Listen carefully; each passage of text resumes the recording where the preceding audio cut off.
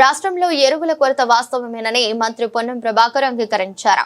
రైతులకు సహకారం అందించేందుకు రాష్ట్ర ప్రభుత్వం చేతిలో ఏమీ లేదని చెప్పారు. ఎరువుల కొరత వల్ల రైతులు ఆందోళనలో ఉన్నారని తెలిపారు.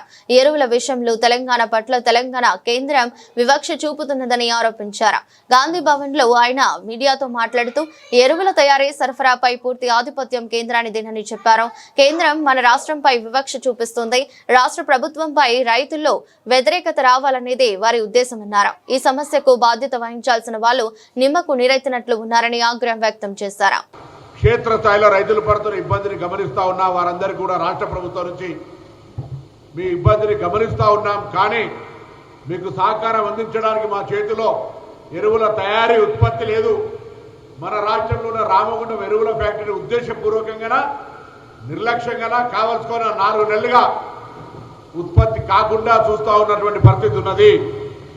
మేము డిమాండ్ చేస్తాను రామగుండం ఎరువుల ఫ్యాక్టరీని ఉత్పత్తి చేసి తెలంగాణ రైతులకు ఎరువులు ఇవ్వమని. అది కూడా సహకరించడంలే. ఇవాళ రాష్ట్రానికి రావాల్సినటువంటి దాదాపు 11 లక్షల మెట్రిక్ టన్నులు రావాల్సి ఉంటే 5.2 lakhs మెట్రిక్ 5.20 lakhs మెట్రిక్స్ మాత్రమే వచ్చినది. ఇది ఈ ప్రభుత్వం యొక్క ఎంత పెద్ద నిర్లక్ష్యం జరుగుతుందో ఒకసారి చూడండి. మనందరం కూడా రైతులు, తెలంగాణలో ఉన్నటువంటి రైతులందరూ భారతీయ జనతా పార్టీ నాయకత్వాన్ని నిలదీయాల్సిన అవసరం ఉంది. కేంద్రంలో ఉన్నటువంటి బాధ్యత గల వ్యక్తులు బాధ్యత రాహిత్యంగా వివరిస్తారు. 8 మంది లోక్సభ సభ్యులు, రాజ్యసభ సభ్యులుగా లక్ష్మణ్ గారు, కృష్ణయ్య గారు ఉండి కూడా 2 కేంద్ర మంత్రులు కూడా ఈరోజు ఇక్కడ ఎరువుల సరఫరాకు సంబంధించిన పూర్తిగా వైఫల్యం భారతీయ జనతా పార్టీ భరించాల్సిందే. నేను మళ్ళీ చెప్తా ఉన్నా, విత్తనాలు లేవన్నా, విద్యుత్ లేదన్నా, ఇంకేదైనా రైతాంగానికి ఇబ్బంది కలిగినా తెలంగాణ రాష్ట్ర ప్రభుత్వం బాధ్యత వహిస్తుంది. కానీ ఎరువులకు